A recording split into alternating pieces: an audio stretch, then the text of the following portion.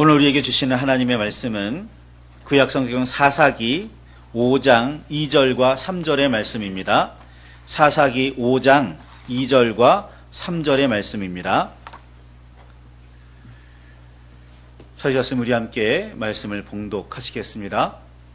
이스라엘의 영솔자들이 영솔하였고 백성이 즐거이 헌신하였으니 여호와를 찬송하라. 너희 왕들아 들으라. 통치자들아 귀를 기울이라. 나 곧 내가 여호와를 노래할 것이요 이스라엘의 하나님 여호와를 찬송하리로다. 아멘. 주의 사랑과 은혜가 저와 여러분 안에 가득하기를 소망합니다. 저 뒤에 보면 이제 사사기를 제가 이렇게 사사별로 이렇게 정리해 놓은 자료들이 있으니까 가져가셔서 한 번씩 보시면서 이런 사사들이 있었구나. 내가 여기까지만 알고 있네. 뭐 이런 것들 한번 돌아보시길 바라고요. 주일 예배 시간에 제가 이 사사들 하나하나를 좀 세세하게 전해드리고 싶기도 하고 그렇긴 한데 제가 이번에는 한 장씩 이렇게 쭉 성경의 맥이 이런 게 있습니다 라는 걸 알려드리기 위해서 이렇게 쭉 설교하고 있는 거니까 따라와 주시길 바랍니다. 그리고 기회가 된다면 따로 시간을 내든지 어떻게든지 해서 이것들을 좀 더 세세하게 설교하고 알려드리도록 하겠습니다. 자, 사사기의 주제 잘 보여주는 구절을 찾으라면 두 구절을 찾아볼 수가 있습니다. 하나는 사사기 17장 6절에 있는 말씀인데요. 그때에는 이스라엘의 왕이 없었으므로 사람마다 자기 소견에 옳은 대로 행하였더라. 이고 사사기 21장 25절에 그때에는 이스라엘의 왕이 없으므로 사람이 각기 자기의 소견에 옳은 대로 행하였더라. 두 구절입니다. 둘이지만 사실 들어보셔서 아시지만 같은 말씀입니다. 표현은 조금 다르지만 같아요.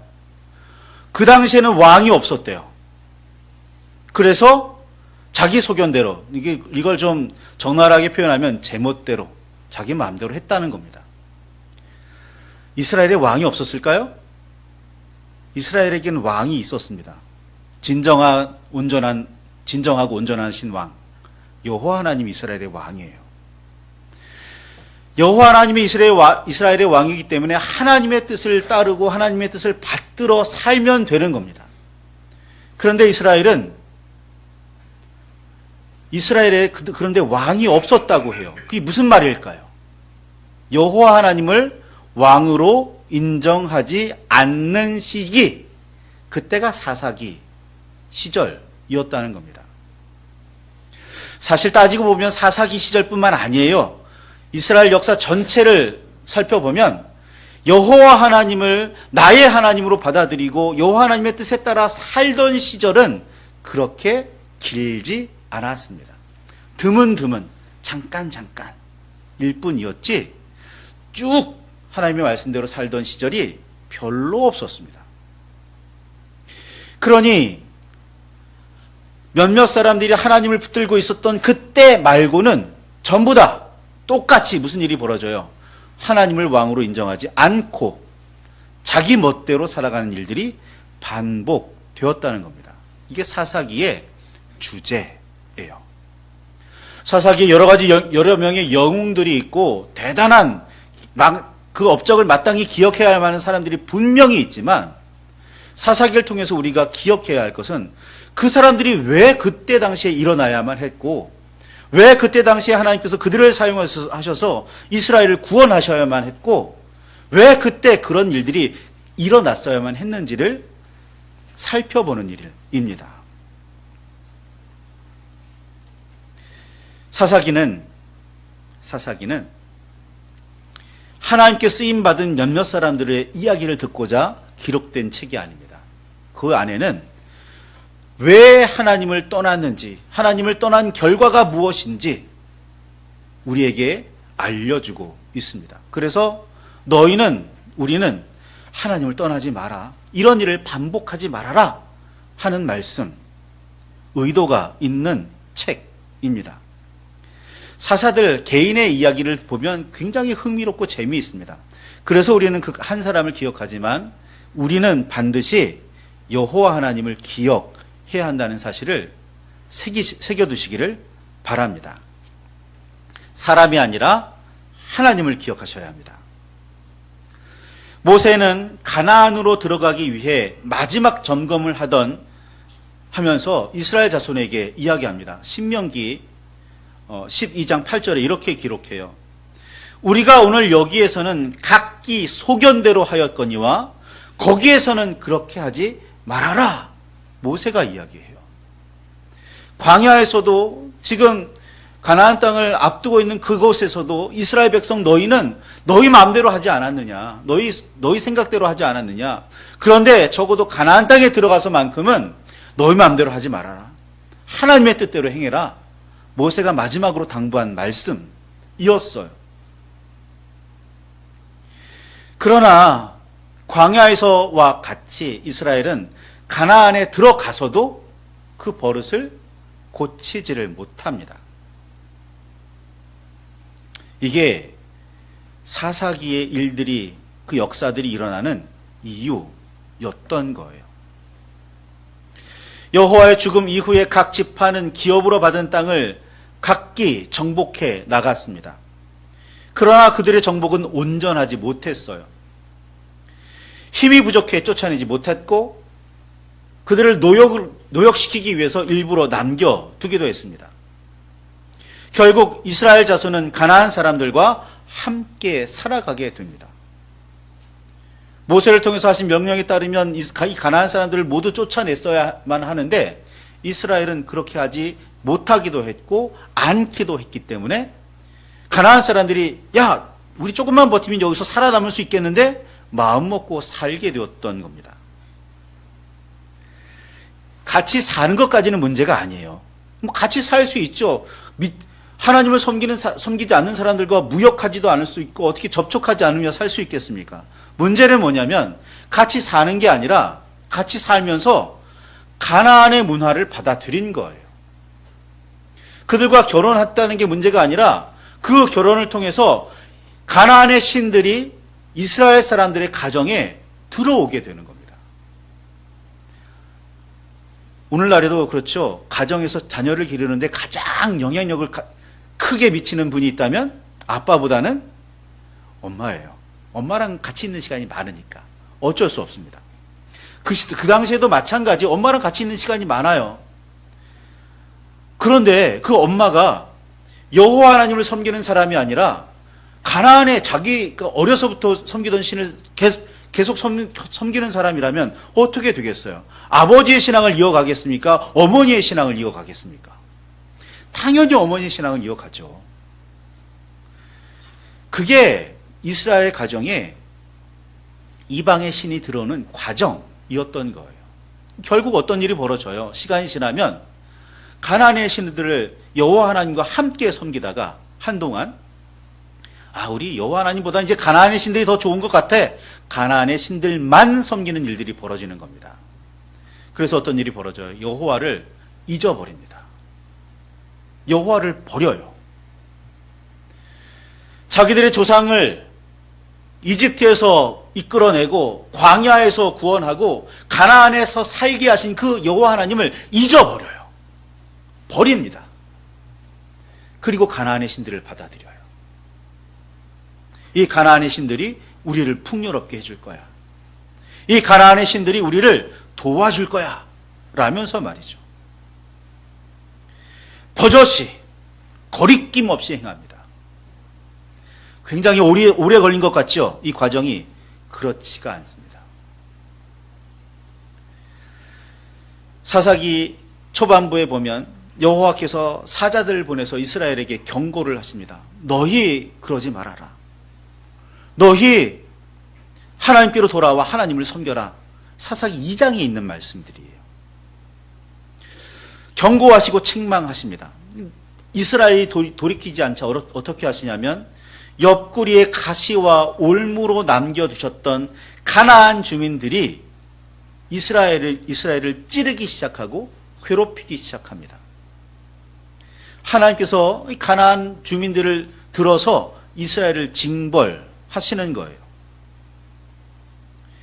이스라엘은 메소포타미아 왕 구산 리사다임이나 모압 왕 에글론, 가나안 왕 야빈 등등을 섬겨야 했고 그들에게 압제를 받아야 했습니다. 수탈은 이루 말할 것도 없습니다. 하나님의 징벌인 압제에서 벗어나게 하기 위해 하나님께서 세운 인물들, 그들이 사사입니다. 사사는 압제받는 이스라엘을 위해, 그들을 구원하기 위해 하나님께서 세우신 사람입니다. 여호와의 뜻을 받들어 하나님의 일을 하여 이스라엘을 구원하던 사람, 성경에 하나님께서 구원자로 이 사사를 세우셨다라는 표현이 있으니까 사사는 곧 구원자인 겁니다. 그들은 당시의 선지자이기도 했고 재판관이기도 했으며 나아가서 군사적 지도자이기도 했습니다. 하나님의 말씀을 듣고 백성들에게 너 그러지 마라라고 가르치는 사람이니까 선지자인 거고, 하나님의 법으로 백성에게 잘잘못을 가르치며 판단하는 사람이니까 재판관입니다. 상황이 실제적인 군사적인 상황이 벌어지면 하나님의 명령을 받들고 나아가서 군사적으로 전쟁을 치르던 사람들이기도 했어서 군사적 지도자이기도 해요. 그런데 이 사사기를 쭉 읽어보시면 아시겠지만 그런 사사들조차 기드온을 기점으로, 기드온 이후니까 기드온까지 포함해서입니다. 기드온 이후부터 이 사사들의 개념은 점점 퇴색해지고 말아요. 사사들이 타락해버립니다. 진정한 왕이 없는 세상, 제멋대로의 세상이 되어버리고 맙니다. 그 이전엔 붙들어주는 사람이라도 몇몇 있었죠.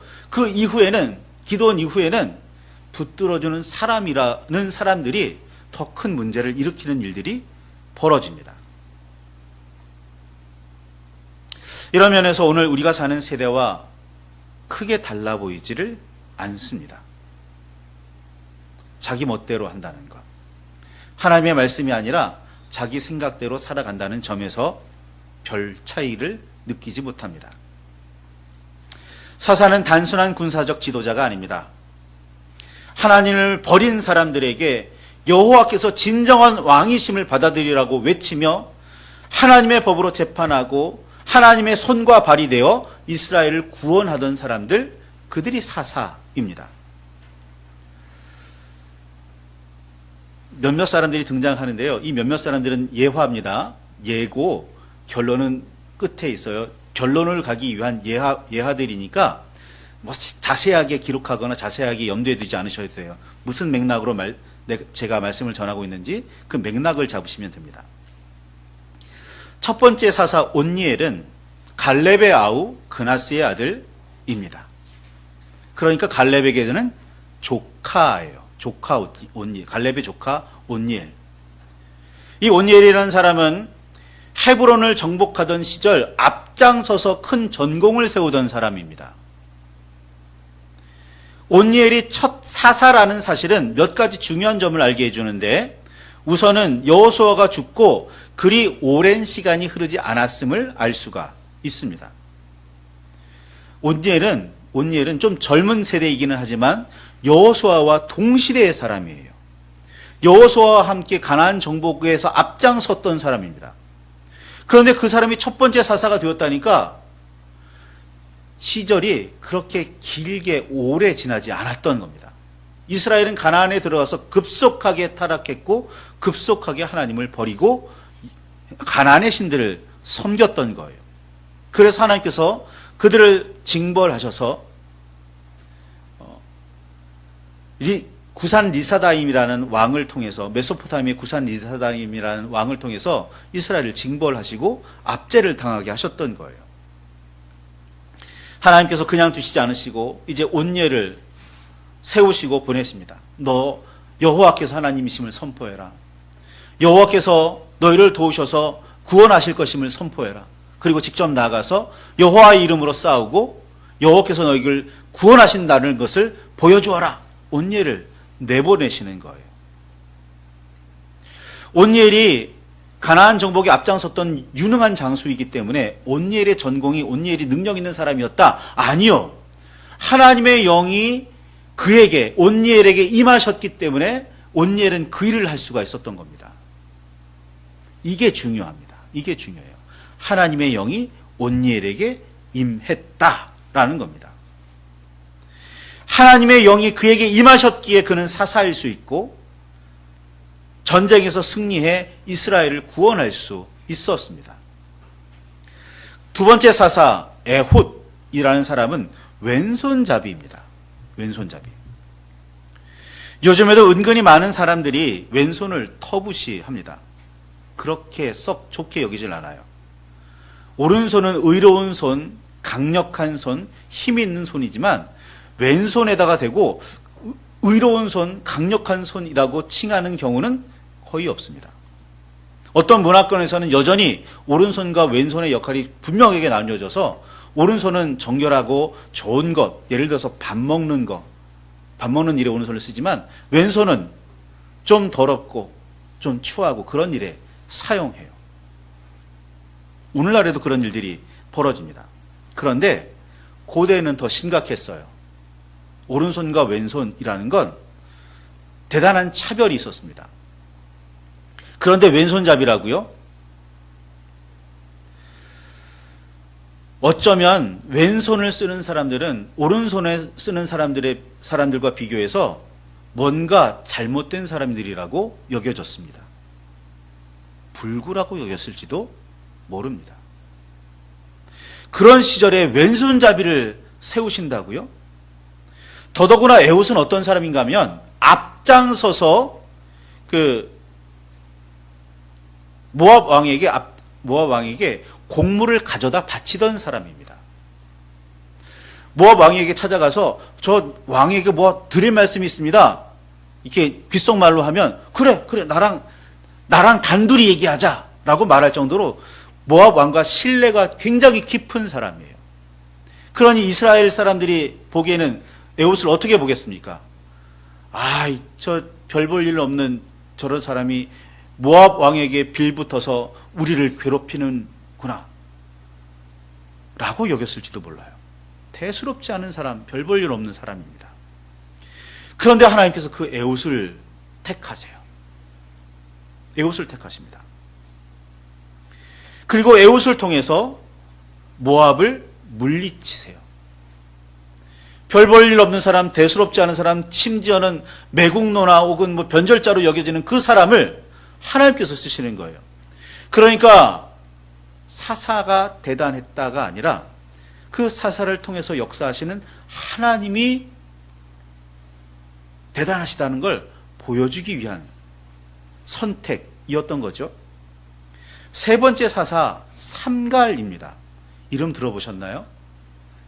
삼갈이 무슨 일을 했는지 알지 못하는 사람들이 대부분입니다. 배워본 적이 없거든요. 성경에도 딱 한 절 있습니다. 딱 한 절. 삼갈이 소모는 막대기를 가지고 블레셋 사람들 600명을 죽였다. 딱 한 절 있습니다. 딱 한 절. 온니엘은 그래도 유능한 장수이기는 했잖아요. 에훗은 그래도 좀 이렇게 좋게 보면 정치적인 수완이라도 있었어요. 그런데 삼갈은 소모는 막대기 들고 싸우는 사람입니다. 제대로 된 칼이나 방패를 준비할 수 있는 형편도 아니었고 그럴 만한 능력도 없는 사람. 기껏해야 광야에서 들판에서 소나치는 목동. 지도자로서 무슨 능력이 있었겠습니까? 그가 블레셋과 그 당시 이스라엘을 괴롭히던 블레셋과 싸워서 블레셋 군사 600명을 죽였다. 이거 대단한 겁니다. 왜냐고요? 블레셋 중에 하나가 가드 사람들이고 가드 사람들은 제가 여러 번 말씀드렸지만 삼손을 대표로 하는 거인족들이에요. 그러니까 블레셋을 이겼다는 건 대단한 겁니다. 더더구나 당시에 블레셋은 이미 철기를 능숙하게 사용하는 사람들이었어요.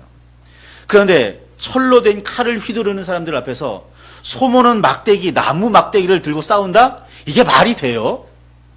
이길 수가 없는 전쟁입니다. 이길 수가 없는 싸움이에요.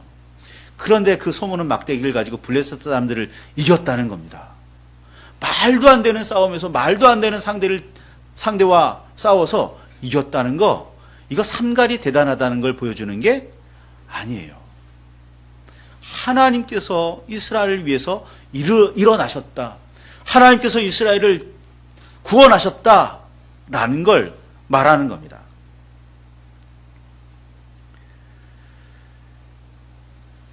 온니엘, 에훗, 삼갈만 보더라도 사사들의 개인적인 인간적인 능력은 점점 낮아집니다. 별 대수롭지 않은 사람들이 사사가 되는 거예요. 그러다가 오늘 네 번째로 등장하는 사사가 있습니다. 드보라인 거죠. 여러분, 드보라는 심지어 여자입니다. 오늘날에는 이렇게 말하면 어디 가서 맞겠지만, 당시에는 여성에게 인권이라는 것조차 없었습니다. 여성을 존중하는 일도 없었습니다. 특별한 경우가 아니고는 있을 수 없는 일이 여성이 재판을 하고 여성이 무슨 군사적인 지휘관이 되는 일이었어요. 말도 안 되는 일입니다.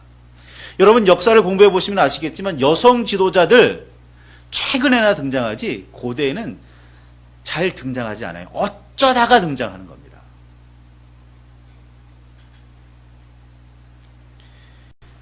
당시의 드보라는 선지자였습니다. 재판관이었어요. 하나님의 말씀을 선포하고 하나님의 법으로 재판하는 사람들, 백성을 가르치는 사람입니다.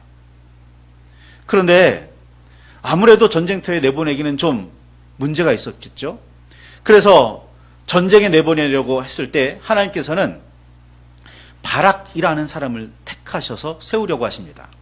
네가 사람을 모아서 전쟁터에 나가라 라고 말이죠. 그런데 바락이 이렇게 이야기합니다. 드보라 선지자, 당신이 나와 함께 전쟁터에 나가지 않으면 나는 전쟁터에 나가지 않겠습니다 라고 말이죠.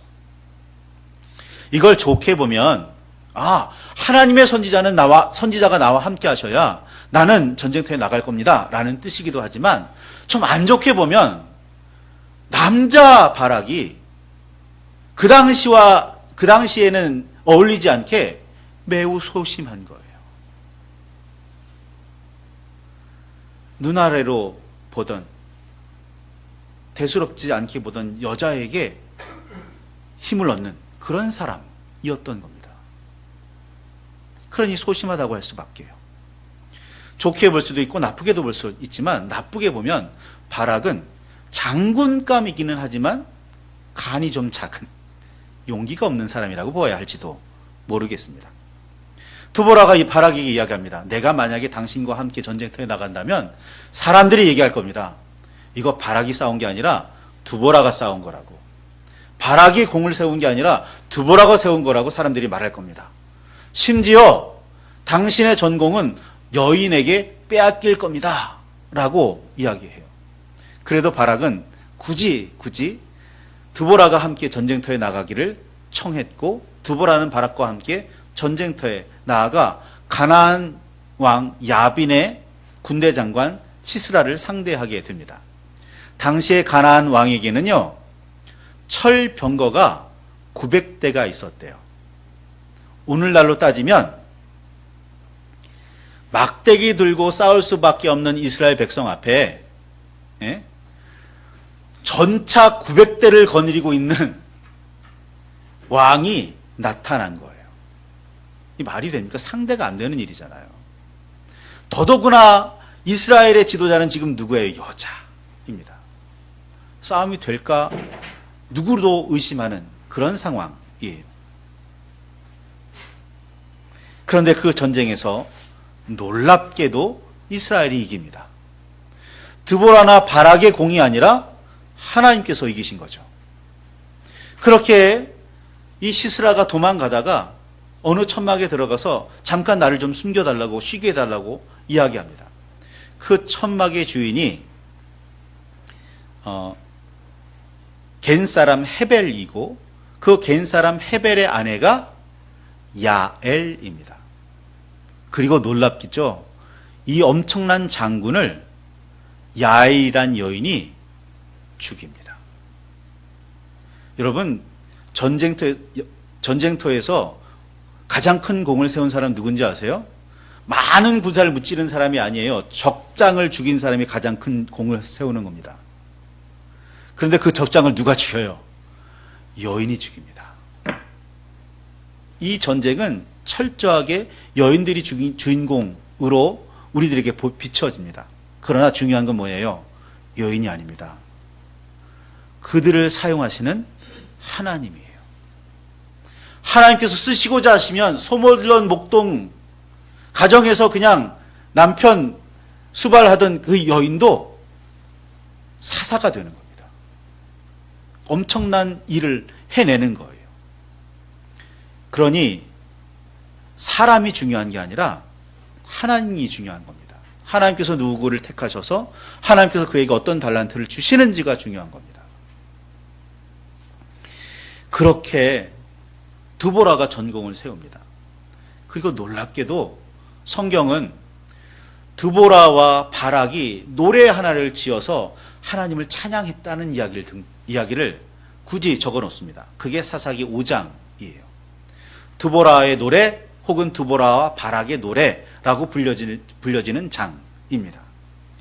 이 장의 핵심 구절, 그것이 오늘 본문의 말씀이에요. 뭐라고 이야기합니까? 이와 같이 이날에 하나님이 가나안 왕 야빈을 이스라엘 자손 앞에 굴복하게 하신지라. 누가 굴복하게 하셨다고요? 하나님께서 굴복하게 하셨다고요. 드보라나 야엘이나 바락이 아니라고요. 하나님이시라고요. 이스라엘 자손의 손이 가나안 왕 야빈을 점점 더 눌러서 마침내 가나안 왕 야빈을 진멸하였더라. 아니, 그 힘없고 능력 없는 그냥 20년 동안이나 압제받고 있던 가나안이 무슨 힘이 있어서, 이스라엘이 무슨 힘이 있어서 그 철병거 900대를 가지고 그 당시 세계를 제패하고 있던 가나안 왕을 누를 수 있겠어요? 하나님께서 그들을 도우신 거죠. 하나님께서 그들과 함께 하신 겁니다. 사사들 몇몇을 살펴보았습니다. 그러나 우리는 사사들을 기억하면 안 됩니다. 그 사사들을 세우신 하나님, 그 사사들과 함께 일하신 하나님, 그 사사들을 통해서 역사하신 하나님을 기억해야 해요. 이스라엘이 만약에 그랬다면 여호와 하나님을 잊지 않았을 겁니다. 그런데 이스라엘은 모세를 기억하고 여호수아를 기억하고 사사를 기억합니다. 그래서 어떤 일이 벌어집니까? 모세가 하나님께서 시내산 위에서 분명히 현현해 계시는데 놀라운 모양으로 놀라운 소리로 이스라엘 백성에게 자신을 드러내 보이고 계시는데 모세가 십계명을 받으려고 산 위에 올라가서 40일 있는 동안 무슨 일이 벌어져요? 모세가 그 산 위에서 죽었는지도 모릅니다. 우리를 위해서 지도자를 하나 세워 주십시오. 나아가 우리를 이끌 신을 만들어 주십시오. 라고 요청해요. 하나님께서 지금 눈앞에 보이고 있는데, 하나님께서 지금 이스라엘 눈앞에 모양으로 소리로 자신을 드러내고 계시는데 벌어지는 일이에요. 모세가 죽었다고 이스라엘이 흩어져요. 왜? 백성이 사람을 보니까요. 사람의 눈에는 사람만 보이니까요. 오늘도 그렇습니다. 여러분, 저도 목회자이지만 저 굉장히 약점 많은 사람입니다. 문제가 많은 사람이에요. 저를 보시면 안 됩니다. 그래서 제가 지금 이 자리에 서서 십자가를 가리고 있지만 사실은 십자가를 가리고 있으면 안 됩니다. 여러분은 제 뒤에 있는 십자가를 보셔야 돼요. 잘 표현되어 있지는 않지만 그 위에 계시는 달리셨던 예수님을 보시고 부활하신 예수님을 기억해내야 돼요. 그렇지 않으면 예배는 의미가 없어요. 하나님 앞에 하는 헌신도 의미가 없습니다. 하나님을 보아야 돼요. 어떤 유명한 목사님 계시죠? 아니요. 그 유명한 목사님을 통해서 일하시는 하나님을 봐야죠. 그 대단한 사역자를 통해서 일하시는 하나님을 발견해야죠. 그 분을 높여서는 안 돼요. 그건 우상 만드는 일입니다. 다른 신을 만드는 일이에요. 말씀을 붙들고 깊이 묵상하시기 바랍니다. 설교의 제목은 드보라와 야엘이라고 적었지만 우리는 드보라와 야엘을 통해서 역사하시는 하나님, 구원하시는 하나님, 나와 동행하시는 하나님을 만나야 합니다. 만나셨습니까? 만나시길 바랍니다. 붙드시기를 바랍니다. 동행하시길 바랍니다. 그러면 분명히 그 주님께서는 우리에게 복을 주실 거고 은혜를 베푸실 거고 우리를 형통하게 하실 겁니다. 주와 함께 늘 살아가시는 저와 여러분이 되기를 바랍니다.